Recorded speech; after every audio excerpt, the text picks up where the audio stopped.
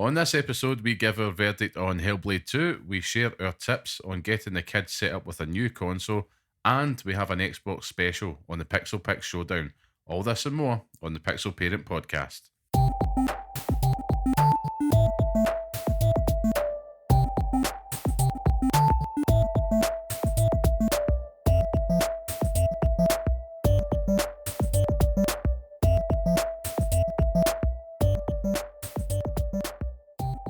Hello and welcome to the next episode of the Pixel Parents Podcast, the show that discusses all things gaming from the perspective of parents.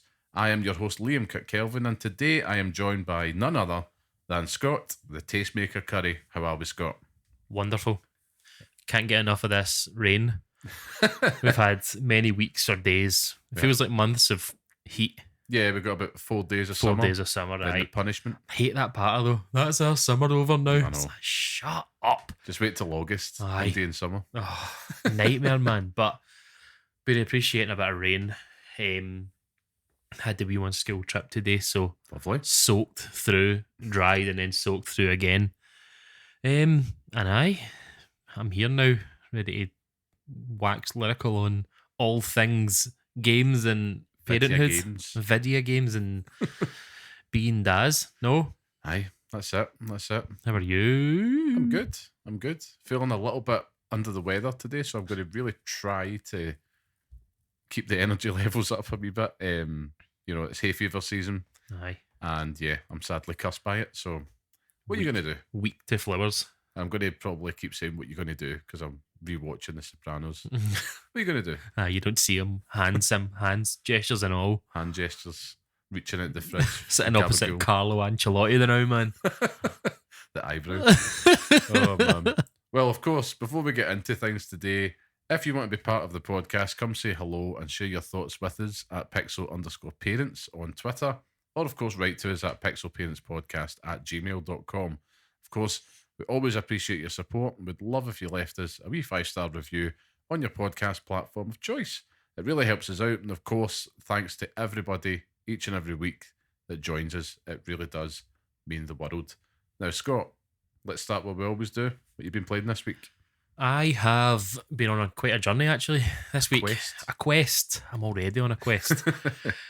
I want to finish it, but I'm not going to. But that is true, Will. it's like, ladies and gentlemen. So I started off the week by I've obviously finished Rise of the Ronin, and I'm not ready. I want to play the Elden Ring. I want to play the Elden Ring. I want to get myself prepared for the DLC, but I just can't. I can't face it. It's too large and dominating, so I can't be bothered. So I've just been making my way through short games. Good shout. So I finally played through Crow Country for the first time. Fantastic. Yep. So good. Just complete nostalgia for everything PS1. It does an absolutely amazing job with the whole survival horror thing, and the story in it is genuinely interesting as well. Twists and turns and lots of puzzles and stuff. So I really can't say any kind of rate it any higher, to be honest with you. It's exactly what I needed. Excellent. To be honest with you, to kind of clear the gunk, you know. Yeah, a wee tonic after a big open world epic. Because I've literally just sat through Final Fantasy, Dragon's Dogma, and Rise of the Ronin. Yeah, it's a lot in a row. So it was quite nice to kind of slide through a game rather than slog my way through it. Yeah. But I shout out to the developers. I think it's like SFB Games or something like that. I'm right. I made notes. They're a British development team, so I think it's a couple of brothers or a couple of guys that do it. That's right. Is it not Neon Hive that's publishing it? Can't remember. I'm sure it Didn't is. Didn't check it. But the SFB Games are what I was looking up anyway, and it's fantastic. A complete love letter to everything PS1. Then I finished that. Played the Elden Ring. Why do I keep on calling it the Elden Ring? I keep on wanting to say the Elden Ring DLC, but I didn't. I played the Elden Ring, ran to Stormvale Castle. As you do. Didn't, just turned it off. Can't be bothered. I died and I was like, fuck this. Don't want to do it anymore. Hate you. I too have done the same, but I pushed through, Scott. Oh, no, I'm not here for it. And we'll obviously hear about your journey in a bit. So then I decided, as as a true journalist and podcaster with our listeners, you know, with the best will. I don't know what I'm trying to say here, but I finally took the plunge on your recommendation and played through Senua Sacrifice Lovely. in preparation for Saga. Mm-hmm. And it's definitely a game, you know. Experience. It's definitely a game. I don't know. I honestly don't know what to say about it. Well, I think that because I've played Saga after, it's obviously tainted the way I feel about it and stuff, but I feel the same way about both games, to be honest with you. And I think we'll touch on that, you know, as we get through it. So I won't go to, you know, because I want to get your thoughts, because you're obviously big on the series, and I'd rather get your thoughts and then jump in with my own. But it's led to me in the last 2 days restarting The Last of Us Part 2 remastered. Holy moly! And do you know, as if there wasn't enough sad subjects. I know. I finished Saga, and then I played Elden Ring again for about an hour, and I just can't do it. And then I just thought, you know what, I'm going to take the plunge and play it. I tried to play Octopath Traveler 2, picked a character in it, turned it off. Yeah, I've played Animal Well for an hour, turned that off. So I don't really know what I'm doing in it. Yeah, and then there was something else, but it ended up just me playing The Last of Us Part 2, and it's stuck. It's stuck, and it's there, and I'm actually really excited to get back into it as well. Good.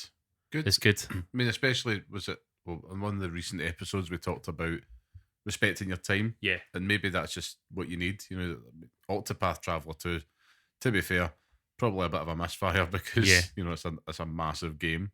And yeah, Last of Us Part 2, linear. I mean, it's not small, but it feels manageable, and it's a story. You know, I think that coming off of, you know, Senua's Saga, I wanted something that had narrative heft. You know, I wanted to feel like I was actually experiencing something rather than my own emotions and headspace for more than 5 minutes. Oh. And I've yet to see the moment in The Last of Us 2 where, you know, the big thing happens and we all cry and feel upset about it. Hashtag spoilers. But I'm yet to get to that point. I'm about 10 minutes away from it when I turned it off last night, and I'm ready to be there again. You know, it's fantastic. It really is. But do you know what's going to be really hilarious? Watching the non-gamers out there experience this for the first time on the TV show. Yeah, my wife got into The Last of Us. Yeah, you know, same it's been great watching, you know, non-gamers.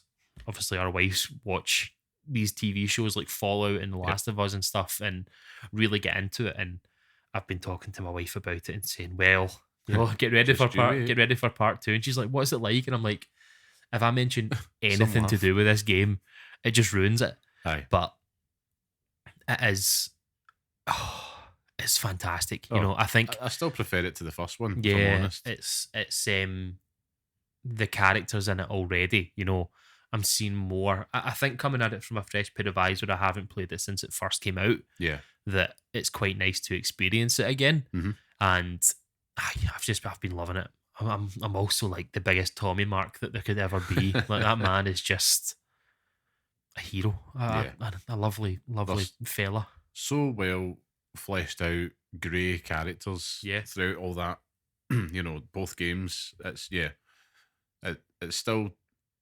I was listening to another podcast actually before you came over tonight, and they were kind of talking about, you know, how The Last of Us has set the bar, or how perhaps Fallout has set a new bar. And both shows are fantastic. I still prefer The Last of Us as just a much tighter story. Fallout was a great mystery, but I say this now, and I hope I'm wrong, but with the second series of Fallout, it's not going to be as good because Jonathan Nolan has previous with this. Look at Westworld. Yeah. First series fantastic, then it just all dies from there. falls apart. I think that with Fallout, you could have even with The Last of Us, you know, the story from The Last of Us, you obviously have Joel and Ellie. Yep. And you can't really deviate too far from that.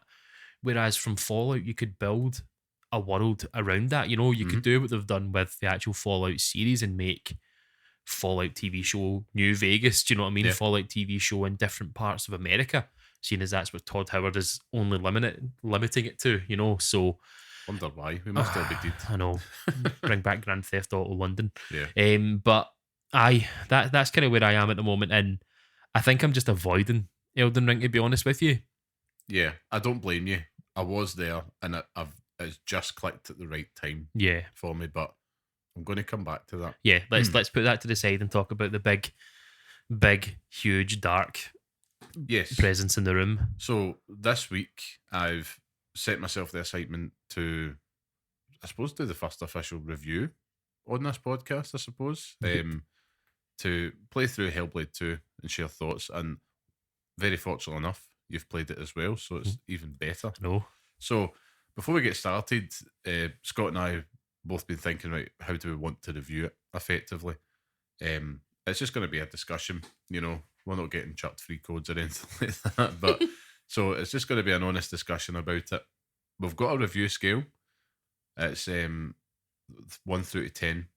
I'll take you through what the scores mean before we kind of dig into it, and then I'll get started with Hellblade 2. Scott, how's that sound? I can't wait. Okay, so 10 out of 10 obviously is a must play. Yep. 9 being outstanding. 8, great, it rhymes. 7 is good. 6, okay. 5, and lackluster. 4, subpar. 3, bad. 2, awful. And 1 out of 10 is what we will officially declare as dug meat. Now, I don't imagine we're going to get many ones out there, but that is as bad as it gets. Yes. Now, I've been playing through Hellblade 2, and I'm really keen, Scott, to share my thoughts and hear your thoughts. So I'm going to kick things off, and I've probably changed my score, honestly, about 3 or 4 times, and it wasn't until I had finished it, consumed it in its entirety. Mm-hmm. I am going to be giving this an 8 out of 10, and here are my reasons why. Oh. Okay. So I've really just been thinking, just from the offset, the Order 1886 comes to mind immediately. Yeah. You know, and that whole Lux v gameplay thing. But where the Order fell down, I suppose, was that it set out to be like that shooter type game, Mm-hmm. and it just couldn't quite take it over. I think from the offset, it goes without saying, this is the best looking game experience I have ever set eyes on. It's witchcraft. It's what mad. they've done. It's Absolute witchcraft. It's there's points in the game where it's like, you know, that Happy Valley thing where you're not 100% sure whether or not it's Uncanny Valley. Happy Valley, Sarah Lancaster TV show. Uncanny Valley, where you don't know whether you're watching something, Yeah. you know, filmed or not. It's like, I think this sets, it feels like we've arrived at we're going to talk about this, like, this is probably the moment where the photorealism aspect in games really goes up a gear. And it's all thanks to Unreal Engine 5. Yeah. So, you know, Xbox Game Studios are going to be looking at that. I know it's Ninja Theory that's did this, and they'll be thinking, man, that's a small team. Look what they've achieved. Yeah. They've taken their time. And even though I'm saying that this is a great game, that obviously has some downfalls to it as well. Mm-hmm. You know, it's not something that I would go out and say, but I think from the outset, this is something that I think they've set out to create a 68-hour cinematic experience that continues the exploration of psychosis through Senua's experience. Mhm. Now, I am not particularly schooled within psychosis, so I'm not going to profess to be an expert, but as someone who isn't, I think it's a really good way to kind of help translate in the video game medium, is a really good way to kind of help show what that is like. I mean, the Mhm. whole game could effectively not have happened. Yeah. It could all be in her head, and that's what they've been going for. And that old adage, I'm going to review it for what it is and not what it isn't. So on the bulk of this kind of score I'm giving it is based on that cinematic experience. Mm-hmm. It's based on it achieving what it's set out to do. Mm-hmm. But also you've got to talk about everything. I mean, there's so much. I've got absolute screeds of notes here that I've made just in the process of reviewing. It really did take me back to the good old days. I mean, we've talked about the looks. The sound design in this Yep. is absolutely incredible. these are two things I think that we very quickly take for granted these days. But I think they've really pushed the boat out. Yeah. And I really do think this is, they tell you from the offset, play it with headphones. Mm-hmm. You'd be daft if you didn't. Yeah, You know no, what I mean? it would be ridiculous not it's to. totally different. I mean, It's like droplets and puddles and stuff like that, and like Yeah. footsteps, and I mean, even just like wind and stuff like that as well. You know, it's just like anything. yeah.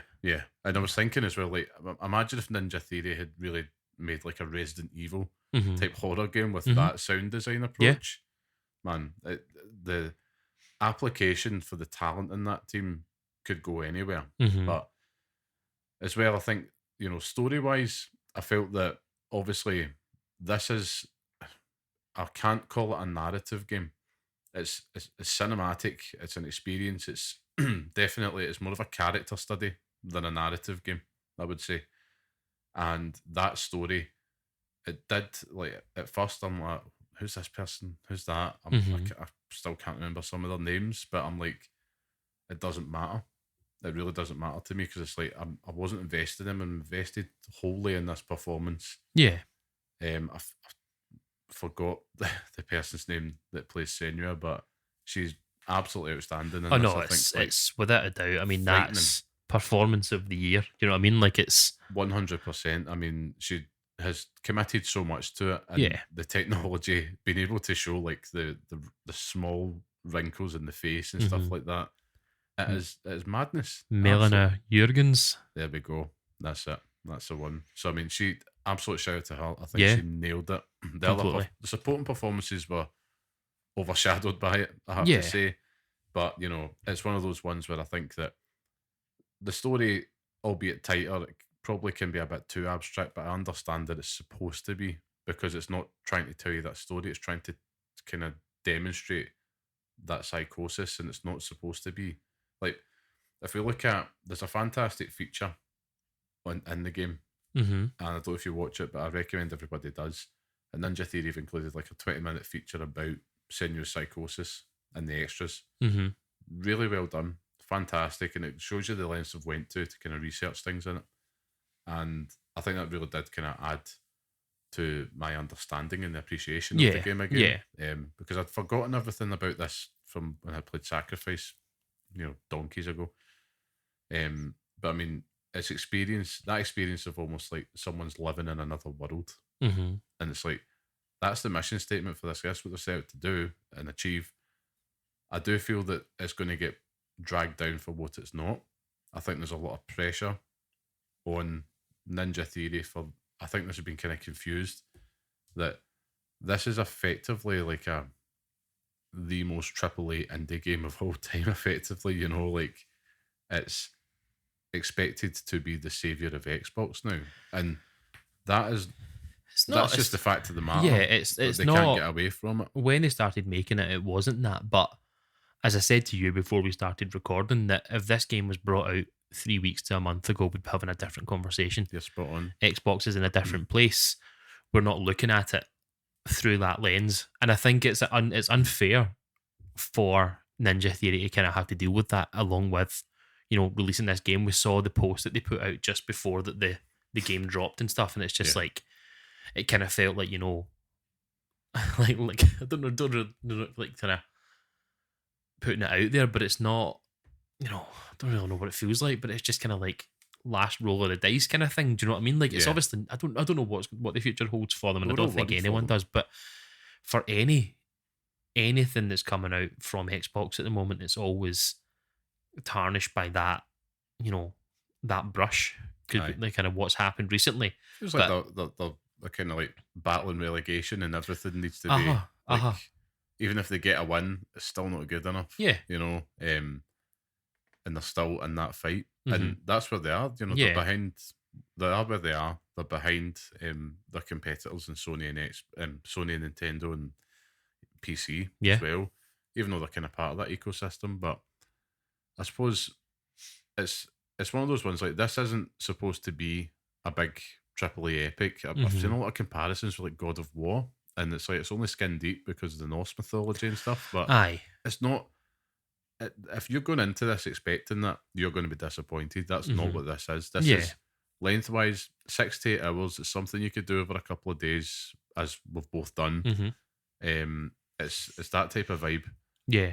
I think if you cast your mind back to other short games, Stray comes to mind. Yeah. You know what I mean? That was about 6 hours. And I mean, I didn't really care for that game. I thought it was just cats, and cats are cats. But it was one of those ones that got all those Game of the Year nods. I think this will be the same for Hellblade. I think it. Not so much. Maybe it might not get Game of the Year, but it's going to get the recognition from an artistic and I think technical that's what's achievement pushing it. perspective. But that doesn't count for nothing. No, well, exactly. It's not for me, right? I'm sorry. Do you want to make any? I know you've got more notes. I'll do a couple more here because it's worth kind of sharing the thoughts for anybody interested. But I mean, the combat, I'd still say that was a bugbear for me. It's not. I actually thought to myself, Death Stranding. Yeah. Now, Scott, you know my thoughts on it. Death Stranding, I'd have been very happy with everything outside the combat in that game. It sucked me right out the experience. And at first, it was like, right, okay, I really appreciate the lengths they've gone to choreograph the fights, like the way that there's a weight to it. Yeah. And it's like if she falls, bumps into somebody, so they push you back in, and the camera's kind of always trying to add that tension. But it was just like, I'll block, I'll parry, and then just do a few hits and they're dead. It didn't add to the experience. And it's like, I don't really I would quite happily watch the combat happening in a cutscene. As well, the puzzles, I thought the cinematic nature and all that, like kind of with the puzzles, the point I'm trying to make here is some of them were great and some of them were just too easy, in the sense that I remember in the first game, some of the puzzles I really did have to stop and think to be like, what are you trying to get me to do? Yeah. But with this one, it was like I could solve it. And don't get me wrong, some would view that as an improvement. The kind of ones outside of your boss sections with the giants, no spoilers here, those were the highlight puzzles for me. And they weren't even puzzles, it was more like a cover situation. Yeah. Trying to get from A to B. It reminded me like the Scarecrow fights in Arkham Asylum, but there's one in this game and it ties so brilliantly to the rhythm of the music. Yeah, it's the first one, is it not? It's the one with the fire. Absolutely, like, amazing. I remember playing that and I was like, now this is fantastic. I'm engaged. I'm using my ears, using my eyes. Yeah. I'm totally just grinning from ear to ear. Might just be the drummer in me saying that. But it was like, that was fantastic. And I do accept, I think there's more style than the kind of gameplay substance over this. And that's why it's reminded me a lot of, it's kind of like Order 1886, Yeah. But at the end of it, I felt like the story had been tighter. I enjoyed the overarching message that it's going for, particularly within the themes and the subject matter that's exploring. Psychosis, the inner voice, not to think that you're more than what came before and all that stuff. I won't go into it. But ultimately, I just feel that I'm giving it an 8 because it's a wonderful expression of video games as art. And that's something I do feel strongly about. I don't think every single game needs to be an arcade coin gobbler. You know what I mean? No, I totally get you. And I'm happy it's here. Ultimately, I've walked away feeling like I'm happy that I experienced it. I'm happy that these type of experiences are out there. Yeah. And it's something that I would love to see more of on Xbox and other platforms as well. I think there's a space there for those short cinematic type experiences like that. And I felt satisfied by it. I mean, it does have its flaws with the action that we talked about. But if I would take it for what it is and what it isn't, in this case, I can say Hellblade 2, it impressed me. It's thoughtfully crafted. There's love poured into everything within that. Yeah. And it sets a new bar for cinematic and video games.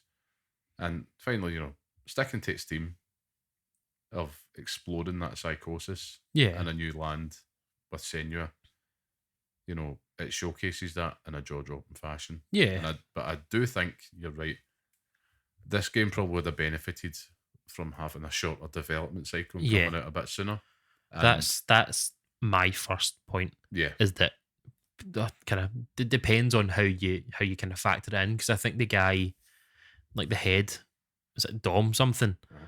He came out and said, it didn't start development until about maybe 4 years ago, but it's kind of between 4 and 5 years of development time for this game. yeah, because Ninja Theory got acquired Mm-hmm. in that time. Yeah. So Xbox have obviously they want it. They want it, yeah, Yeah. and that's fine. I mean, I think that, coming off the back of Sacrifice, for me, it's a great depiction of what it wants to be, Mhm. and I was fine with the way that it ended. I thought, I'm happy with the game. Hated the puzzles. You mean No. Sacrifice or Saga? Sacrifice to start off with. Right, okay, right. Hated the puzzles. Mhm. It's too much. I like some of the things in it, but it's just like fiddly and annoying. Yeah.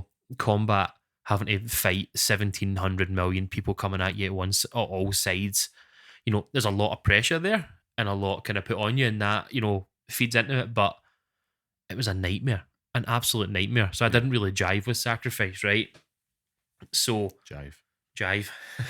Love that word. So I finished it, right? And then I was like, well, I'll play Saga. I played Sacrifice because Saga was coming up, and I thought I think Saga does a great job where if you haven't played the first one, it does an excellent job of recapping what it was about. Yeah, that's fantastic. That's true. It means I didn't have to play it, but I did anyway, right?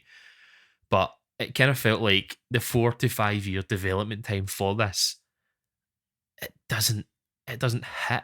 It doesn't hit me, and it might just be me, but I'm seeing it a lot in the industry, in quotation marks. But it felt like this should have been the marquee title for Xbox Series X when it came out. It would have helped it when it came out. At that point in time where you're trying to show off what this console can do. Obviously, Unreal Engine 5 isn't there yet, right? But in the perfect world, you make this game a short experience to showcase what the Xbox can do. A tech demo. Exactly. Basically. And that's what this feels like. Yeah, for me. It does.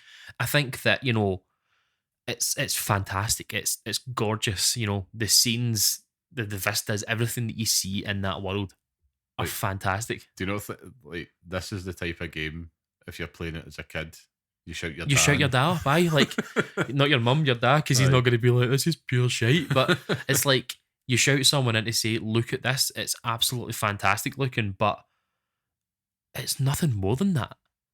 I completely get, like, the thing about psychosis, but and I know that Senua is a complicated character that's dealing with this in both games, right? Understandably, but what more does Saga do that Sacrifice doesn't do? You lose the opportunity to press B and physically attack someone. Like, you could punch and kick people in Sacrifice. Yeah, you can't do that in Saga. You spend.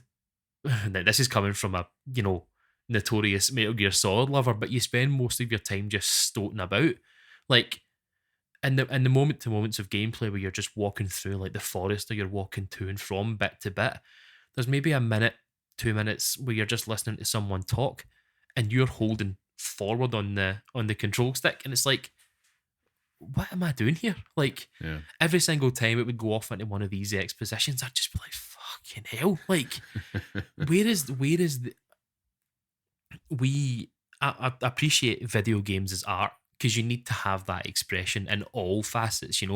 Movies is art, video games is art, art is art. Right? That's fine, music, whatever. But yes, there has to be a point where there's a fine line where it doesn't feel like a video game anymore. Do you know what I mean? Like, it's an industry where, and more rightly now than ever, video games and their performance is more scrutinized than ever.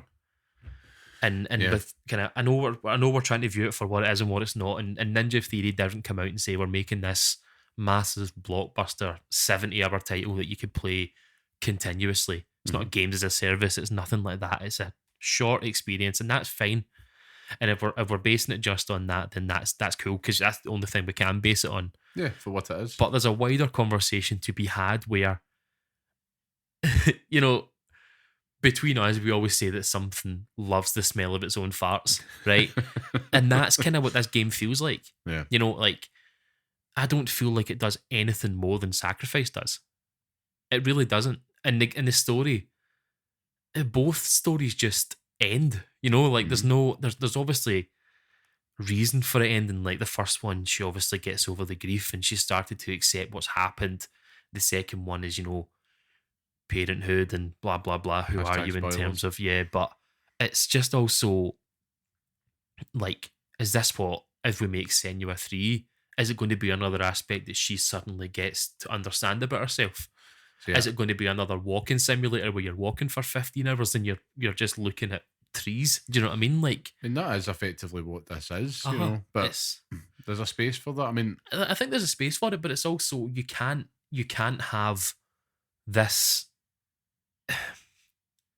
You can't have all this time to make something that was showcased by Xbox, looked fantastic, still looks fantastic, but also doesn't really deliver anything.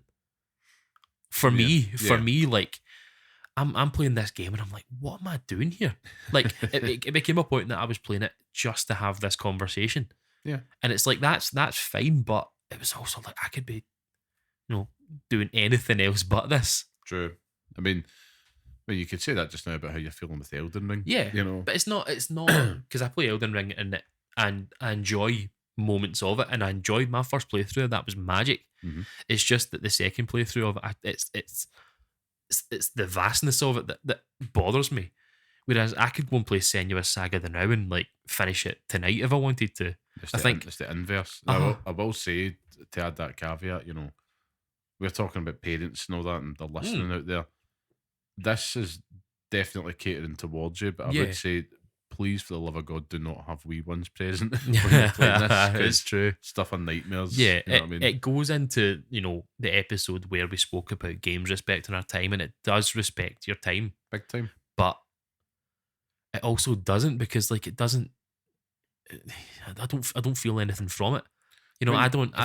You've not made a connection with it. And that's fine. Absolutely fine, because then it's But this is the viewing it from the standpoint where, where we are in the industry right now, where things are becoming a lot more tenuous. Not even just within developers, you're seeing it within media and stuff as well now. So it's just at this time, this was a game that kind of a lot of eyes were on. Kind of see what's going to happen with this, because we saw the stuff that was happening, with Tango and everything like that. We spoke about that last week, but this has come out and it's kind of went. People will love it. People do love it, but it also just kind of feels like a to me. Do you know what I mean? Like it's definitely going to be polarizing, but I think it is. It sounds daft, right? This is the heel turn. Right? If ever come out the NWO, right? But I think it being on Xbox will hamper the reception to this game. I do strongly feel if this was on all platforms, or even if it was like Sacrifice, which was a PlayStation exclusive originally, we wouldn't be talking about it in this way. And I think there's a lot of reasons behind that. It's nothing to do with console warring. I think you hit the nail on the head earlier. It's a damaged brand. Yeah. There's a lot of pressure on it. There's this pressure on this game, which is supposed to be a small cinematic type experience, to be the all-conquering AAA, Premier League trophy for them. It's never going to be that. No, it's not going to be that. That's not what it's supposed to do. That's not what they're set out to do, and it's not what Xbox have purchased them to do. What I will say is, and I thought about this earlier, it makes me raise the question of Game Pass. From a value perspective, amazing. But it's also, I think, this might be a problem for Xbox. And everything that you've said, which is absolutely true, like that pressure and all that, they can't get away from it. They needed something. Yeah. And I look back at all the other big games that have came to Xbox, these that have had this similar moment where it's like, right, this is a big first party release, we're putting it in Xbox day one. But because that whole, we always say with any subscription, I'm getting it for free. You're not really, you're paying for it. But it's that whole getting it for free. I think it severely puts a dampener on the value and the reception to these games. Yeah. And I look back at, you've got Hellblade 2 now, Psychonauts 2, what was the other ones? I suppose even the last one I remember that they really felt like it was like, oh, this is really good, was Hi-Fi Rush. Yeah. Which I was surprised at because I think that's probably, I'd have gave that a 6. I never played it. But it's one of those ones where I think that Xbox, the best thing they could do going forward after playing Hellblade 2 and seeing the pressure that they're engineering for themselves, I think the best thing they can do is take these day one first party releases off it. Honestly. But It then, sounds crazy. you're having to pay. How much is Hellblade 2 just by itself? If you didn't have Game Pass, how much would you pay for that? I think it's about 50 quid. That's mad. Same 50 with the quid last for one. 50 quid for. Well, that's fine, right? Like, it's not. I'm not. There It's. we go. But even then, like In that's. fact, it might have been less, but I mean, it may be £40, but everything's went up a tenner. But I can't like, remember. But... even £40 for Sacrifice is mad. Oh, it's mad. You have to make the money back somewhere, and that's cool. That's fine. Like, we want these developers to do well, and I really do. But Oh, it's I for, think it's for that reason I don't think we get a third. I think I this don't is the think I last don't. I one. think that's it. I don't see how you. I don't want a third. I don't see how you know. You can't make the exact same game as part 1 and do the exact same thing for part 3. It becomes like it's just you're flogging a dead horse at that point. But it's, I think for me, what you're saying about the Xbox stuff and what we've obviously agreed on there is correct, but I also think that the fact that this game has come out, and for me, having played Sacrifice before, it does nothing different. Yeah. Like,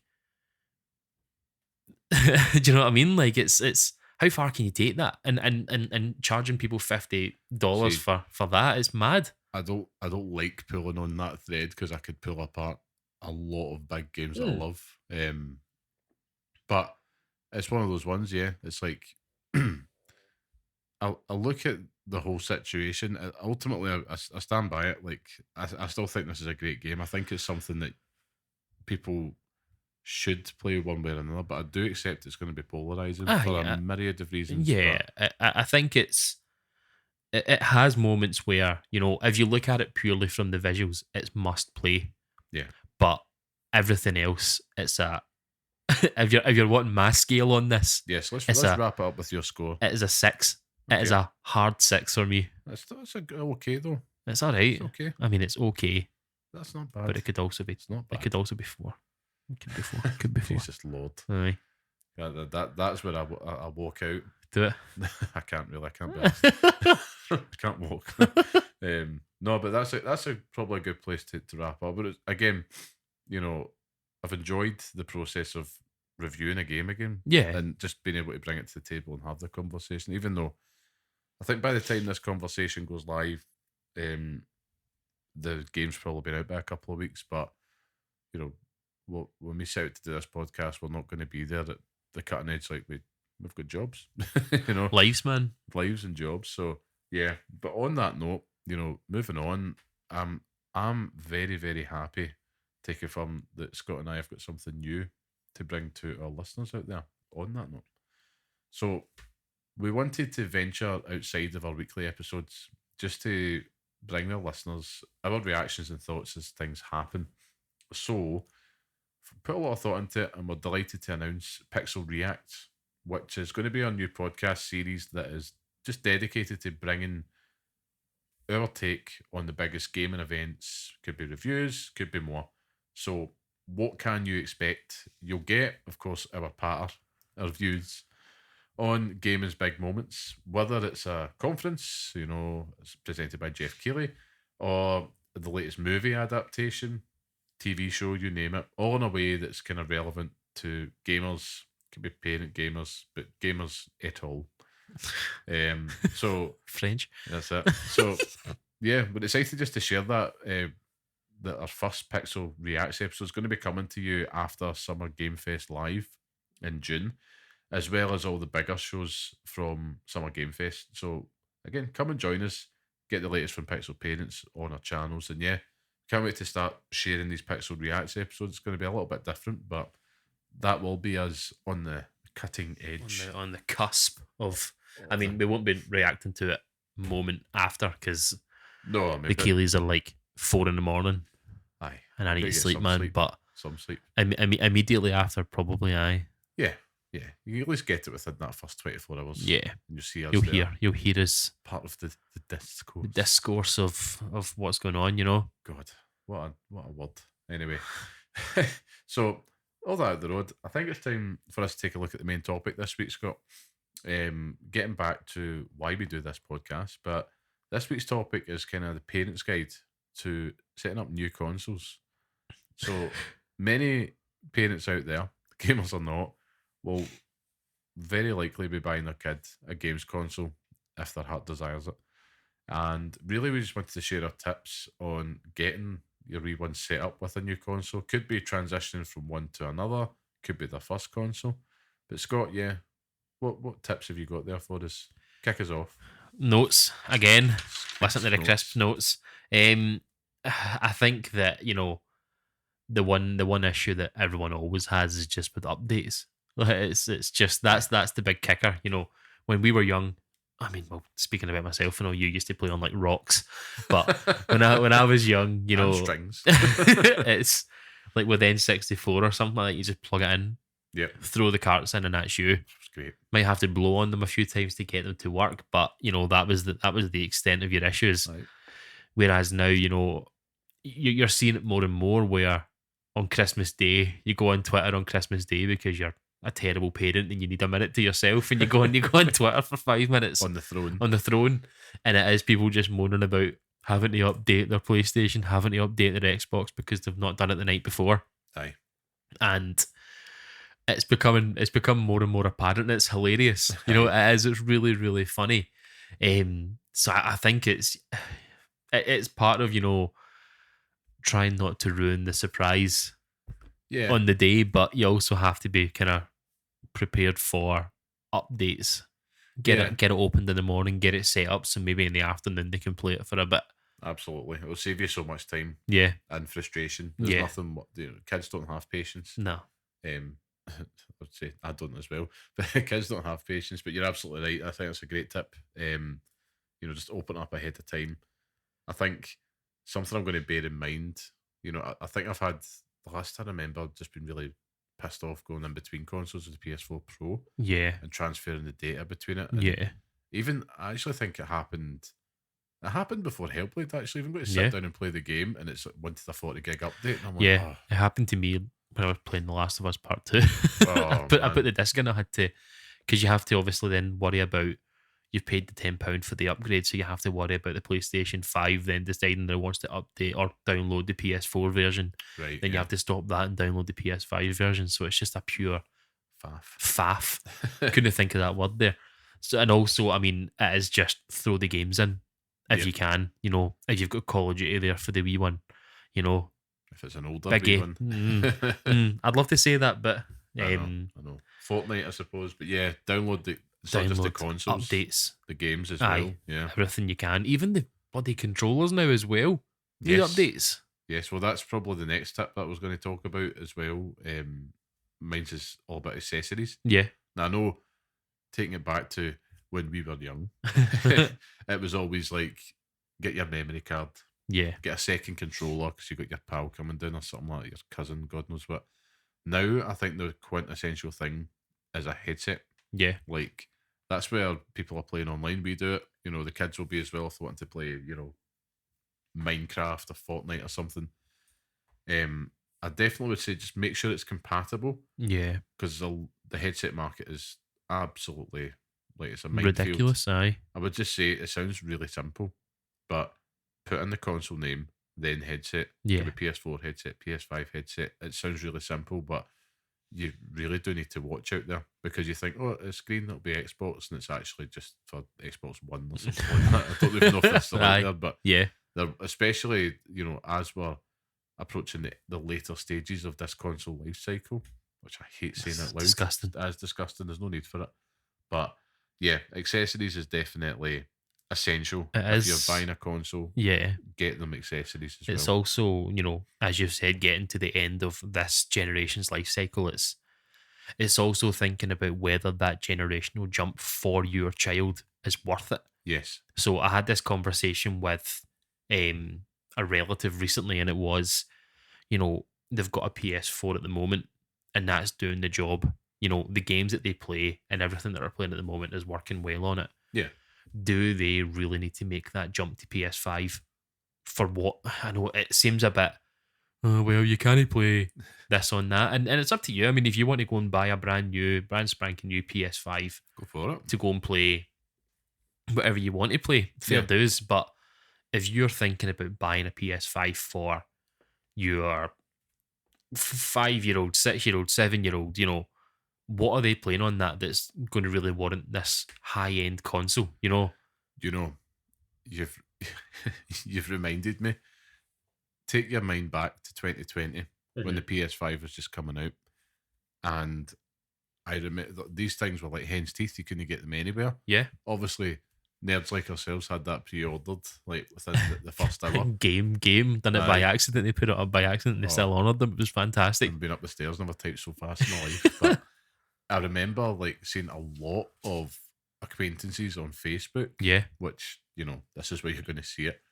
And they were going after nut at all these adults buying up the PS5s, and I can't get one for like my 6-year-old son. Yeah. At the time, I was like, oh, slow down a wee bit. You know, like this is probably just for the early adopters, the tech enthusiasts at this stage. Yeah.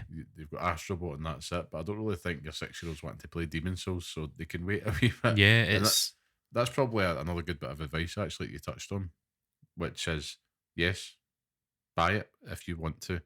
But it's probably always worth waiting a year or two to get that new console. Yeah, big time. Yeah. I think that's it. I was thinking about the points to raise on it, and like at the end of the day, the decision that you make is your decision. If you want to go and buy it, then you buy it.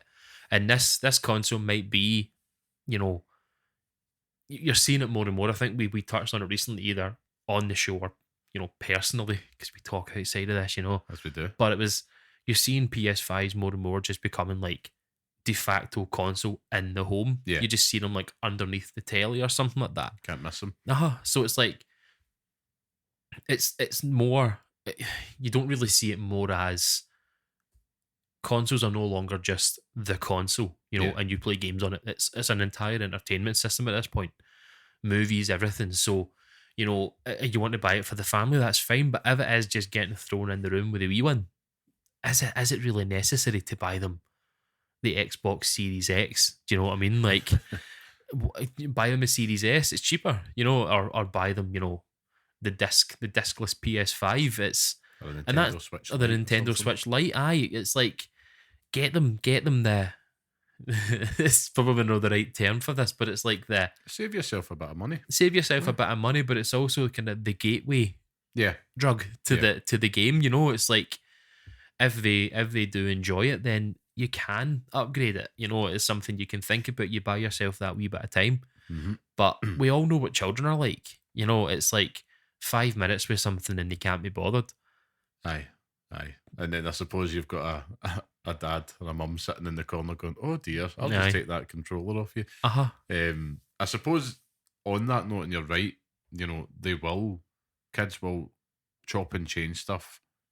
Although actually research is suggesting that they're actually playing older games for longer now. But I think the next thing you should take a look at when you've got your kids set up with a new console is look at subscriptions. Yeah. Now, you've got Game Pass, you've got PlayStation Plus, you've got Nintendo Switch Online.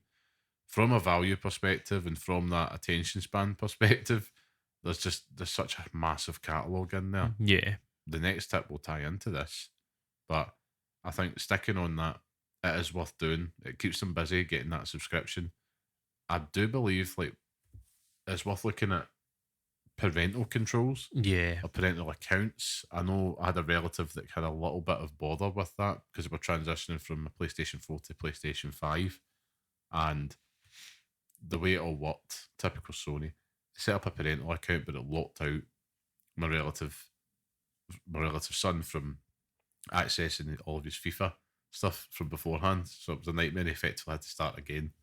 And there was just all this kind of back and forth. It's not the most simple, but there's a website here which is askaboutgames.com, which has got amazing advice for setting up those parental controls and stuff as well. Yeah. And that's something to bear in mind as a step before you get a subscription, because naturally, you know, these subscriptions do have 18 rated games and stuff like that. And That's true. Aye. if you're cool with your wee ones playing that stuff, but I'm assuming you're going to want to just kind of keep an eye on it. Aye, and make sure it's just kid friendly stuff. So Yeah. there's ways you can do that, and have conversations with your wee ones about what they're playing. Mhm. Sometimes the label, it might say 16 plus or something on it. It might not be as bad. I mean, that's more of a decision between you and the wee one. I mean, for me, it's like, right, as long as it's not blue, as long as it's not mega gory or violent or something like that, swearing, but it could just be like, like if a Tony Hawk game came out now and it's probably rated 12, I'm like, well, I'll be fine. It's not going to be anything too. Yeah.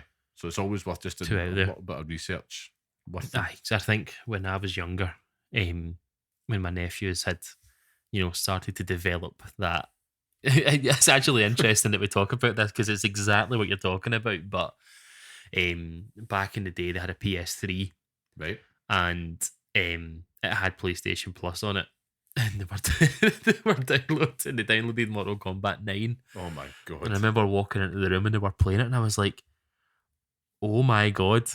Oh my god. Yous are just sitting playing this. And it's just like, they don't even know what's going on at that point in time, but they think it's amazing. And that's what it was. I remember when I was younger and Mortal Kombat came out, like, parental controls weren't really a thing because your parental controls were just your parents. Like, do you know what I mean? And like, I've got a funny story for you when you're finished about a but control. it was. I remember my mum bought me Mortal Kombat Trilogy for the PS1, and I remember just being like, "What?" Now I'm just like, "Why? Like, why did I own this game? Like, where did this come from?" But it is a good point to make, and I don't think we should be shy because you're seeing it more in schools and stuff at the moment, where there's a lot more conversations about like social media and like use of the internet and stuff. And we're trying to educate children and parents on how you sort of deal with that. And that's a good space to talk about. But I think there is also, you see games vilified in the media for all of our lives, Mortal Kombat, Grand Theft Auto, everything's just completely scrutinised. But yeah, it just brings Keith Vaz to mind and his demonisation of Manhunt. Look him up. It's all same.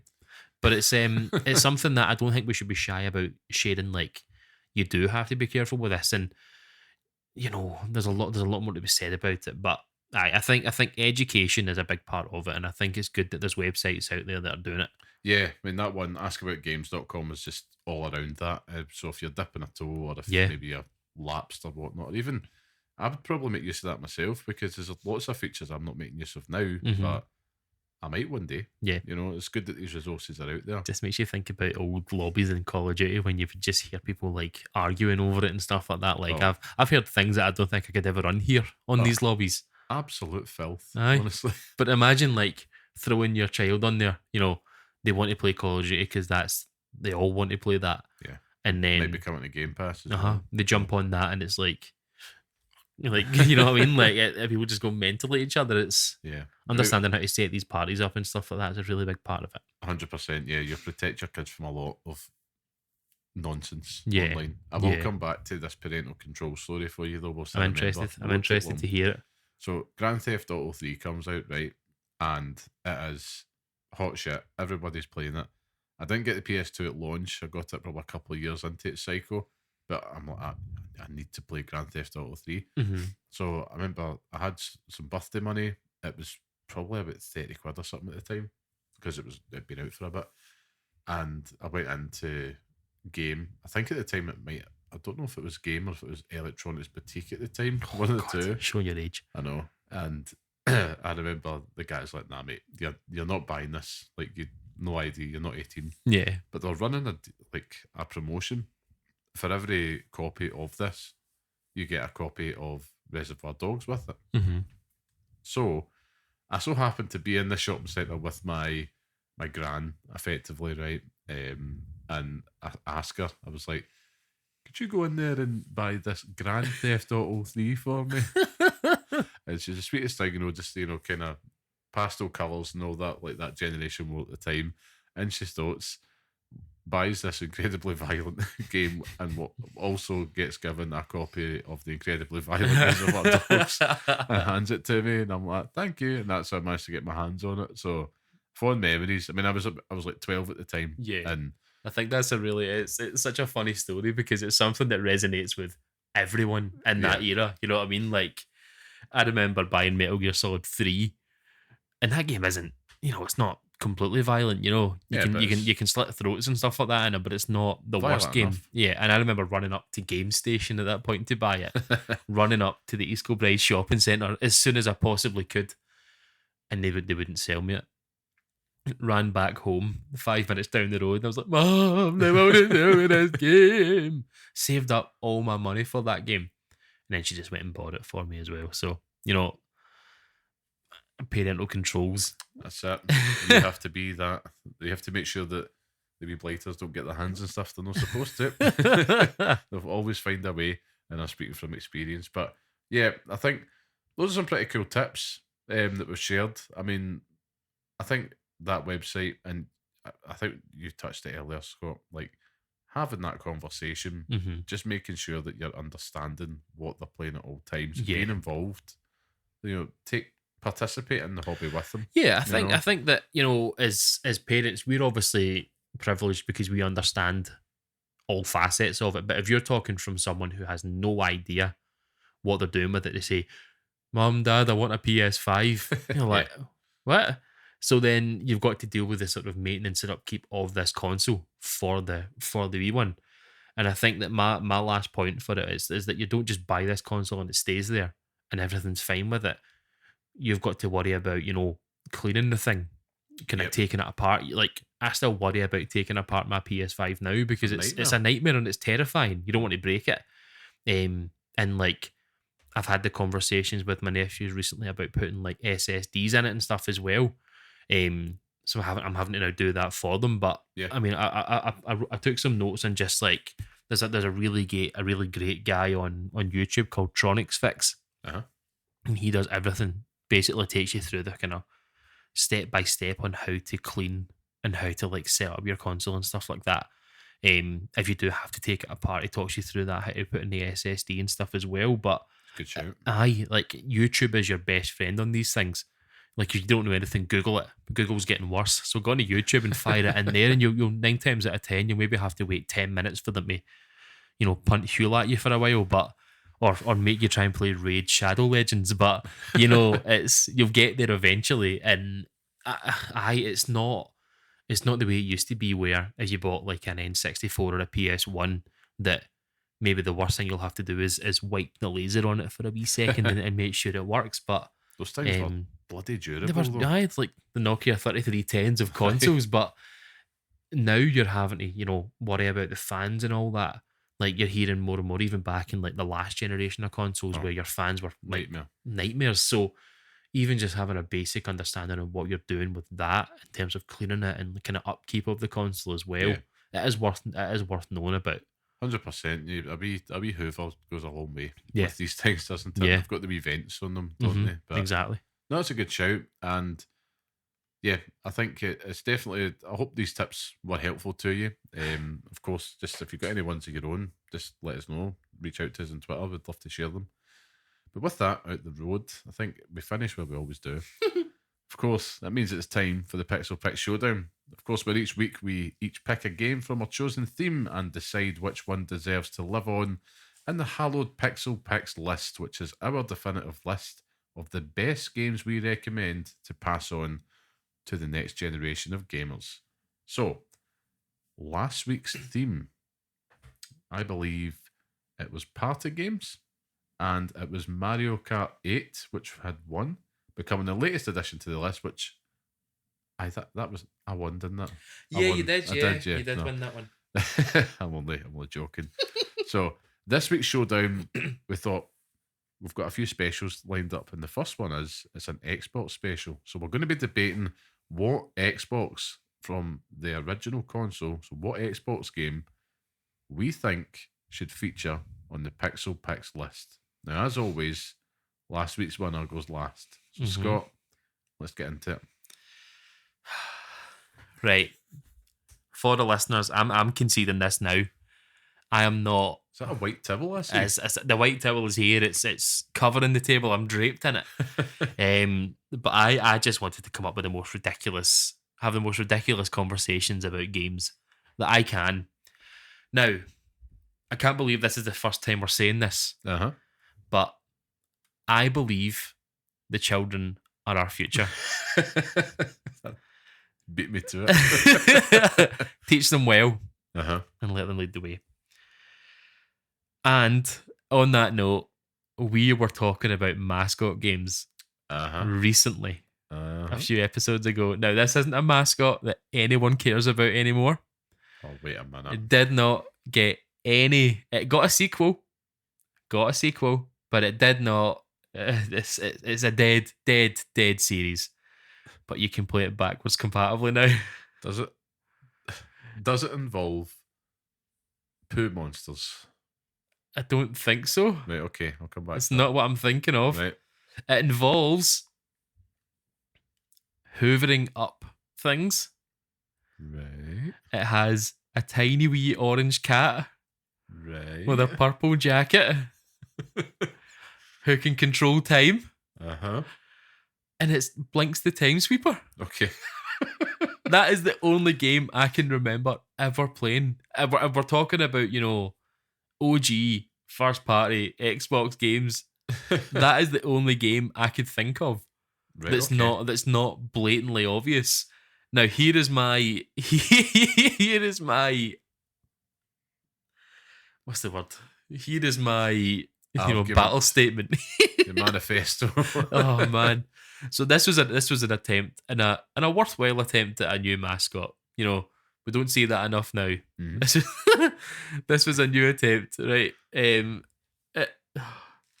was Luigi's Mansion. Yeah, it was Luigi's Mansion, but with a cat, no ghosts, and you can control time. You can pause time. You can reverse time to fix crumbling things. You can fast forward time, and you can also record time. So it was quite innovative, it was quite innovative, and the things that it was doing were quite, they were quite interesting. I remember playing it and I loved it. Then I played it again recently and it was terrible, but it's obviously not a smash hit. It did get a sequel, and the sequel, died on its arse, but in a conversation where I know I'm not going to win, I have to shout out a game that I remember playing when I was back. I can't even remember when it came out, but it came out, and it wasn't, shooty McShoot face, it was just a wee cat soaking up things. As cats do. Well, I suppose I should just, I feel like Drederick Tatum just now. It feels like that. Yeah, Homer Simpson. Where's the fan man just to kind of lift you out of this one? No, I thought my first port of call on this one, I really enjoyed Oddworld, Stranger's Wrath. Yeah. But I thought best Xbox game, and actually there's not a big pool. It's got a shallow pool to dip into, and I thought I'll look back at the kind of history of Xbox and that as well. So I mean, my answer's obvious, but my honourable mention has to go to Star Wars Knights of the Old Republic, which, as RPG games go, I mean, this is still one of the greatest of all time. Yeah. And, if you've not played it, it's still worth going back and playing just now. A game that I've only played within the last year. Yeah. So, yeah, I completely understand it. Aye. Fantastic, incredible game. 10 on our scale. But if you look back at Xbox, I mean, this one is... It has to be. It has to be, Scott. Yeah. You know what I'm going to say. It has to be Halo combat involved. No, it has to be. And I think if I'm talking about the best one to hand down, you can't go further. You can't go any further with it. I mean, I think that my choice would have been Halo. Yeah. But for the comic relief and to stand up for a little man, it has to be Blinks the Time Sweeper. I have to have it on there, but not right now. I think it's a noble effort. But, if you look back at Xbox with it itself, them developing consoles as hardware, it was a massive risk for Microsoft, right? Yeah. As we all know, Halo being that killer app literally is the foundation as to how we have an Xbox here today. Yeah. I think if that release, if the Xbox released and it didn't have Halo, who knows? You might not have an Xbox today Mhm. because it doesn't make it viable. Yeah. But all of a sudden, there was this one game that everybody was talking about. I remember it's like, you played Halo, and outside of that, it made first-person shooters viable on a console, Yeah. which mental. Mhm. And outside of that, the campaigning that still holds up today. Yeah. It's great fun. Just kind of a different style of first-person shooter. It's not Twitch-based. Great universe, great introduction to all these characters and the story as well. Of course, that theme tune, man. I mean, it gets extra points for that Yeah. alone. Yeah. But it might seem this week might seem a little bit obvious, but we can't escape it. No, Like, it's the elephant in the room. It has to be.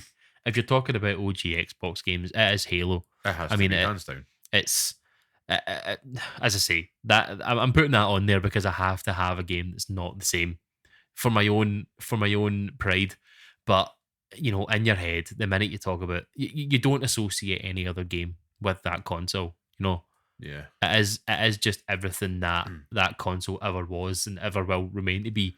And it was an absolute monster, that console. You could bench press that thing, but it needed too many to get it in the house.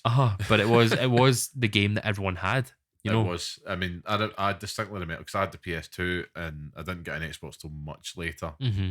and it was actually my sister that had got it, a crystal one. Yeah. And this was like right at the end of its cycle, man. And I always remember just thinking, I don't really want an Xbox. Don't really Yeah. want, but Halo was the constant one. It's like, that was cool. Let's Yeah. play it. It wasn't until later I got to play it, and I didn't play Halo 2 until much later as well because it was been out. And I thought about putting Halo 2 on this, but that ended just nah. Yeah, Like, I mean, you know me. I'm not a big Halo fan. I think I've only ever played 1 and 4. never play 3? Never played 3. Damn, man, 3. That might come up again. It's something that, I think we played 4 together, I'm sure. Uh-huh. But I just don't have any emotional attachment to it. 4 wasn't great. Yeah. Wasn't great. I loved 1 and I liked 1 when I was younger. But I Yeah. don't think I ever finished it. I liked throwing the grenades that stuck to the things and then run away. That was class and just Yeah. like blowing them up. It was brilliant. But games that spawn a franchise are few and far between. You're absolutely right. And games that spawn a franchise and a TV show, successful TV show, I think maybe just say it's a TV a show. TV at this show. point, I mean, aye. games that John Halo. It's aye. You can't see past it. We're always looking for that. When we talk about PlayStation, we're always looking for that next Last of Us. We're always looking for the next God of War. And when we have the Xbox, we're always looking for that next Halo. We're looking for that next Gears of War. We're looking for like those next games. It's just Halo was a juggernaut, and that single-handedly probably kept kept the dream alive, like It really did. I mean, the Series X reveal had Master Chief all over it. Yeah. Every Xbox console reveal, Master Chief is there. Yeah. And you think about it, this guy's like a over 20-year-old gaming character. Very few of them, you're right. Yeah. I actually still regret not picking him for the mascot week, but it's paid out in the long run here. Yeah. Because, here we go. Couldn't have it in twice. Here But we no, go, I 3 would. in a row. I would. God damn it! Oh my nails at cloud. But it's something that it's a game series that I think I would be interested in actually kind of jumping back into. And the Master Chief collection, the one that the Freudian slip a few weeks ago, where I was trying to mention the Master collection from the Metal Gear Solid series, but That's right. Yeah. the Master Chief collection, but the The remaster of that, the fact that you can click the back button and it literally switches like that, like the novelty doesn't go it's away. brilliant. It's brilliant, but it's I sometimes find one hard to get through.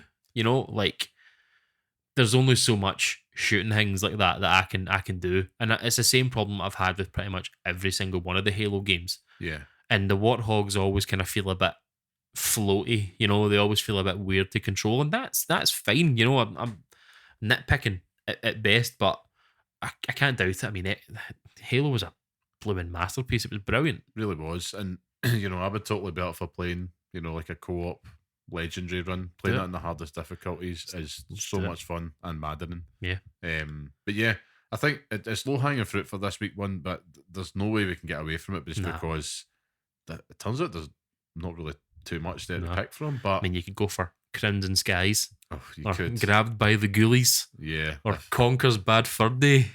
God no. But that's the thing. We're not going to bullshit you on this one. As other ones would, you're kind of grasping at straws. But I think I will say, and we don't normally do this, but next week's Pixel Picks Showdown will be a PlayStation 1 special.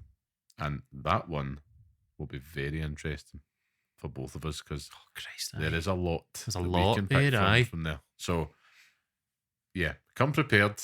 I'm looking forward to that one. But congratulations to Halo Combat Evolved. You are the next addition to the Pixel Picks list. And yeah, did I say it? Do you need to try and break the streak next week? No, I'll be fine. It's all right. I'll get there eventually. We've both had three. Yeah, I went on a wee streak before, and we've both had a streak of 3. Yeah, now, so I think it's still Ekies, is the but you've also picked I think you've manufactured the choices for these because I have not, sir. You have indeed. I think my strategy's clear. It's the Manchester City strategy, just buy the big dogs and just get the wins. That's it. Bastards. Come after them, please. Come after them. Yeah, that's my heel turn. So yeah, I think that wraps things up this week, Scott. So again, thank you everyone for listening. And of course, you can find us on Twitter at pixel_parents, or you can write to us at pixelparentspodcast@gmail.com. We would love to hear from you. You can find myself on Twitter at Carmelite. Scott, where can people find you? I'm sure there's Llamaman91 on it. He's got it. Got it again. 2 weeks in a row. We'll do it more often. And of course, thank you to our producer and music man, the talented and handsome Mr. Sean Murray. Thank you so much. Can't get enough. And again, if you like what you hear, enjoy the podcast, leave a wee 5-star review, tell your pals, tell anybody, share it online. It makes a massive difference. And yeah, thank you so much for listening. We really do appreciate it. But yeah, until next time, stay safe, stay sane, and thanks for listening. Play Crow Country and Alan Wake 2.